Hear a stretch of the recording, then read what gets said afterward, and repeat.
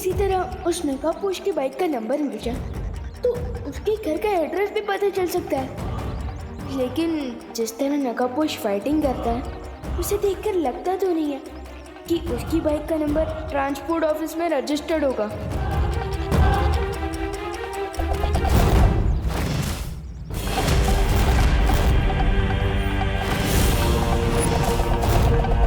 अरे ये तो वही हथियार है जो नकाबपोश ने तमन्ना से लड़ते वक्त यूज किया था। तो फिर इस वेपन से मेरे ऊपर कौन टारगेट प्रैक्टिस कर रहा है? तुम दोनों। यस, हम तुम्हें वार्निंग देना चाहते हैं, दोबारा हमसे लोचा मत करना, वरना ये हथियार आर पार हो जाएगा तेरे केस से, समझा? चलो चिंटी।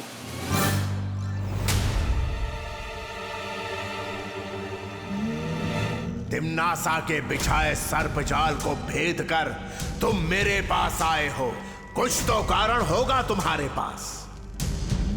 खात्मा तो जरूर होगा तिम्नासा, लेकिन अच्छाई का नहीं, तुम्हारा।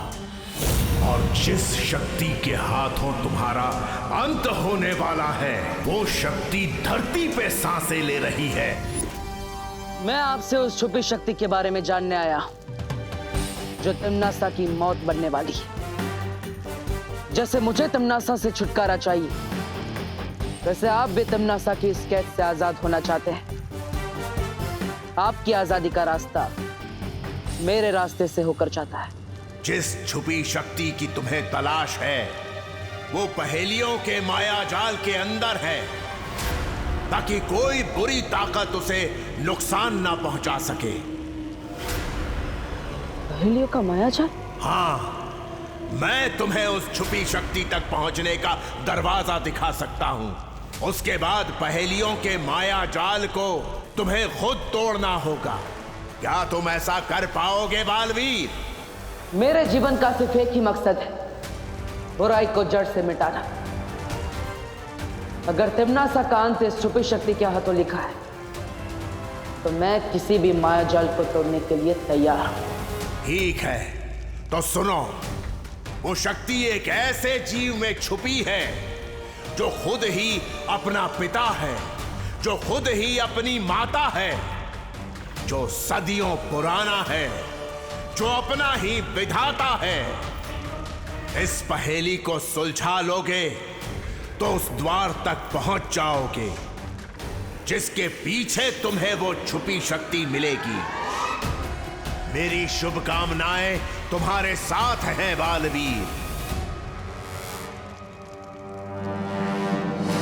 वैसे ये द्वार भारत नगर के पास ही है।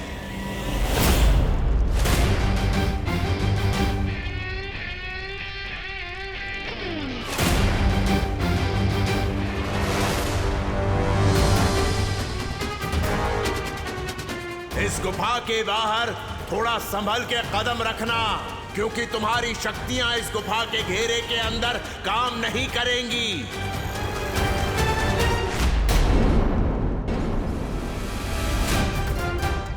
तुम दोनों को ये वेपन कहाँ से मिला? हाँ? तुम कोई पुलिसमैन हो क्या जो हमसे इंटेरोगेशन करोगे और हम तुम्हें जवाब देने लगेंगे? एक्चुअली ना हमारे पापा ही ना परसों ही मार्स से लेके आए थे और इस हथियार में सुपर पावर्स हैं, इसलिए हमसे टक्कर लेने की कोशिश भी मत करना, नहीं तो बुलबुल की तरह फूट जाओगे विमान। लगता है इनके दिमाग में जो डस्ट जमा हो गई है उसे क्लीन करना पड़ेगा।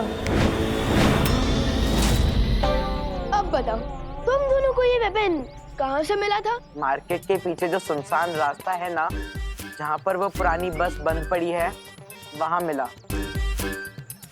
ओके, अब तुम मुझे ये वेपन सप्रेम गिफ्ट कर दो। लाओ।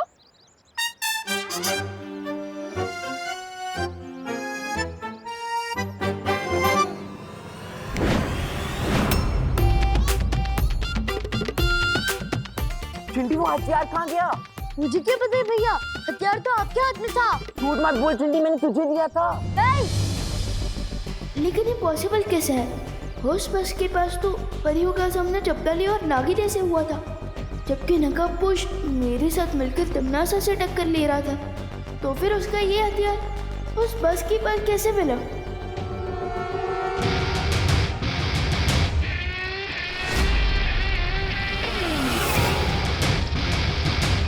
ओहो, सांपों का पूरा खानदान आया है मेरी विदाई के लिए।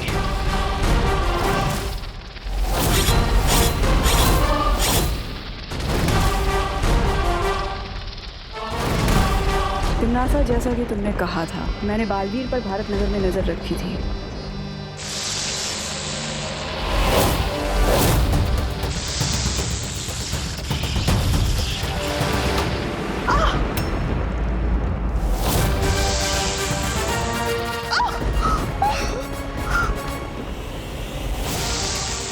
अरे आने से पहले रेडी स्टेडी गो तो बोल लो। क्या हुआ? लग रहा है मेरी सर्प सेना को कोई मार रहा है।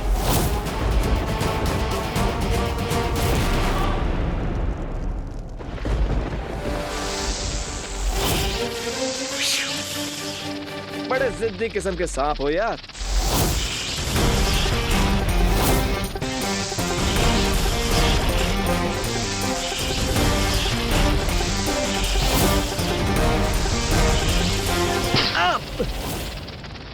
मौका मिलते ही डस लिया।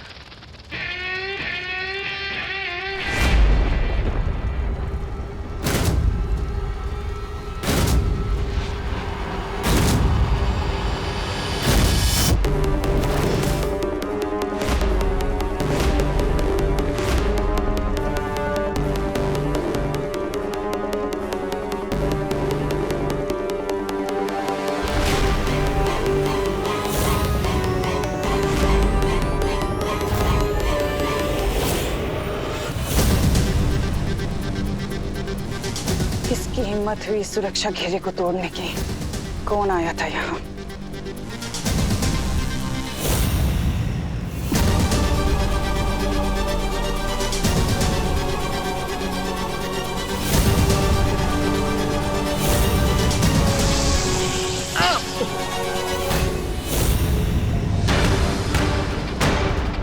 ये सब कुछ उसी नकाबपोश ने किया है।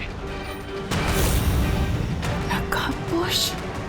हाँ, लेकिन मेरे एक सांप ने उस नकाबपोश को डस लिया है और बहुत जल्द जहर का प्रभाव उसके शरीर में फैल जाएगा और उसकी मौत हो जाएगी, क्योंकि मेरे जहर का तोड़ सिर्फ और सिर्फ मेरे पास है। इसका मतलब वो नकाबपोश कोई आम योद्धा नहीं है, बल्कि उसके पास भी जादुई शक्तियां हैं और केवल यहाँ से जाना चाहिए।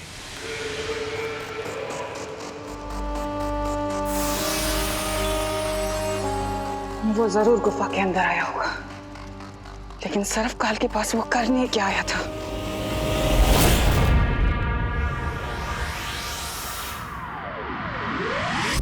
अरे वो टेरेस पर भी नहीं है।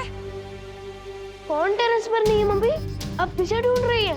अरे देबू, वो जब से तुझे स्कूल छोड़ने गया था तब से घर वापस ही नहीं लौटा है। क्या भैया पूरे दिन से गायब है? हाँ। सर्वकाल की दी हुई पहेली बाद में सुलझाऊंगा, लेकिन इस वक्त माँ और विवान के सवालों से बचना पड़ेगा। देबू भैया, अब माँ एक साथ प्यार और सवाल दोनों की बौछार करेगी। तैयार हो जाओ देबू। 1 2 3। देबू, हाँ। तुम थे कहाँ पर? तुम ठीक तो हो ना? माँ, मैं वो तुमने कुछ खाया कि नहीं? खाया माँ, मैंने वो खाना। तुमने कुछ उल्टा सीधा ही खाया होगा। बताओ ना, चुप क्यों हो? जल्दी बताओ। Mummy calm down. अब अपने सवालों पर ब्रेक लगाएंगे तब ना देबू भैया अपने आंसर्स दे पाएंगे। अरे हाँ, तुम इधर आओ, इधर बैठो। अरे अब चुप नहीं रहो, बोलो भी। Thank you Vivaan. Thank you बाद में, पहले आंसर दीजिए कि आप मुझे छोड़कर बस स्टॉप कहाँ गायब थे नॉन स्टॉप? नहीं, मैं तो तुम्हें छोड़कर वापस ही आ रहा था, लेकिन अचानक रास्ते में एक लेडी मिली जिनकी गाड़ी का टायर पंचर हो गया था और इसलिए मैं उन्हें हॉस्पिटल लेकर गया। ये कौन सा लॉजिक है भैया? अगर टायर पंचर हुआ था तो हॉस्पिटल क्या करने ले गए थे? अरे नहीं, तुम समझे नहीं विवान। वो जो लेडी थी वो प्रेग्नेंट थी और इसीलिए उनकी हेल्प करने के लिए कोई नहीं था, तो मैं उन्हें हॉस्पिटल लेकर गया। लेकिन अब सब कुछ ठीक है, वो भी स्वस्थ है और उन्हें एक लड़की हुई। अच्छा, ये तो बहुत अच्छी बात है कि तुमने किसी की मदद की। लेकिन देबू, अगली बार से ना मुझे फोन कर दिया करो, वरना तुम्हें पता है ना मेरा बीपी ऊपर नीचे। नहीं माँ, चिंता मत कीजिए, मैं हूं ना, मैं आपको कुछ नहीं होने दूंगा। अगली बार ध्यान रखूंगा। सॉरी। It's okay. अच्छा चलो, अब तुम तीनों हाथ धो लो और मैं तुम्हारे लिए गरम गरम समोसे बनाती हूँ। ठीक है मम्मी। मम्मी, जब बेबी पैदा होता है तो मम्मी को दर्द होता होगा ना? हाँ तो आपको भी बहुत पेन हुआ होगा ना जब देबू भैया, विवान और मैं पैदा हुए थे?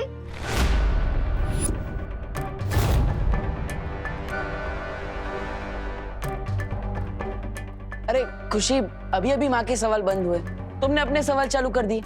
अब मुझे बहुत भूख लगी है, चलो माँ। अरे देबू, ये तुम्हारे हाथ पे चोट के निशान कैसे लगे? ये तो डॉक्टर को दिखाना पड़ेगा। चलो चलो डॉक्टर के पास मेरे साथ। नहीं माँ, मैं ऑलरेडी हॉस्पिटल में डॉक्टर को दिखा के आया हूँ। उन्होंने कहा कि ये हाइपर पिगमेंटेशन की वजह से हुआ है,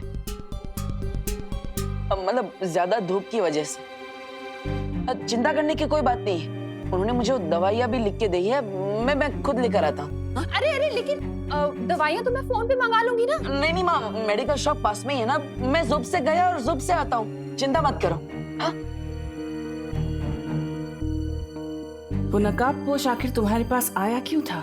मुझे सीधे सीधे जवाब देना सर्वकाल। क्या तुमने उस नकाबपोश को छुपी हुई शक्ति के बारे में कुछ भी बताया है? हो सकता है बता दिया हो मैंने, क्योंकि शत्रु का शत्रु आखिर मित्र ही तो होता है ना? तुम्हें इतनी बड़ी गलतफहमी हो भी कैसे सकती है सर्वकाल? जिस छुपी हुई शक्ति को तिमनासा नहीं ढूंढ पाई, उसे वो नकाबपोश ढूंढेगा। मजाक लगता है तुम्हें? क्योंकि तुम्हारी छोटी सी अकल में ये बात नहीं आती है कि मंजिल तक पहुंचने के लिए तेज भागने से ज्यादा जरूरी होता है सही दिशा में भागना। और मेरी मदद से नकाबपोश ने सही दिशा में कदम उठा लिया है।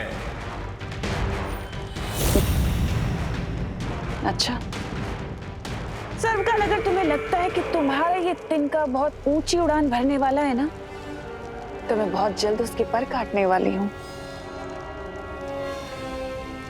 और हाँ, तुम्हारी जानकारी के लिए बता दूं कि नागिनी ने उसके अंदर अपना जहर छोड़ दिया है।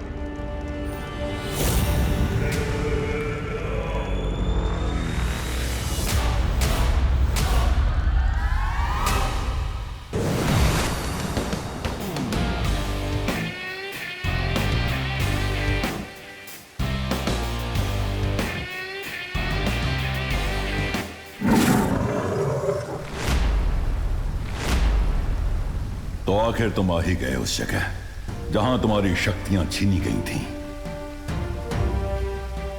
वीरलोक के हर वासी, जीव जंतु, पेड़ पौधों को तुम्हारे लौटने की प्रतीक्षा थी बालवीर,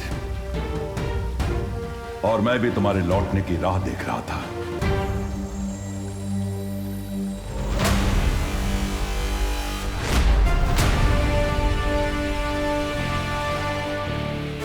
वीरलोक में वापस लौटकर मुझे भी बहुत अच्छा लग रहा है शौर्य,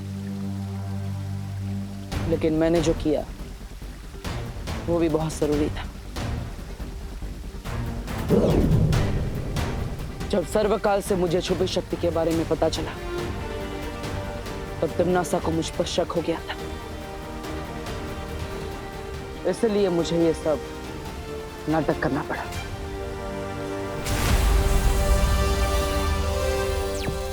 शौर्य, मैं आपसे बात करना चाहता हूँ अभी। छुपी शक्ति? मुझे ऐसी किसी शक्ति के बारे में जानकारी नहीं है। कोई बात नहीं शौर्य, मैं उस छुपी शक्ति के बारे में पता लगा लूंगा, लेकिन अभी तिमनासा को मुझ पर शक हो गया है, इसलिए वो मुझे रोकने की जरूर कोशिश करेगी। इसलिए हमें कुछ ऐसा करना होगा जिससे तिमनासा का मुझ पर से ध्यान हट जाए। लेकिन ये कैसे संभव है? मुश्किल सही, मगर एक योजना है मेरे पास, और उसके बाद ही हमने सर्वकाल पर हमले का नाटक किया।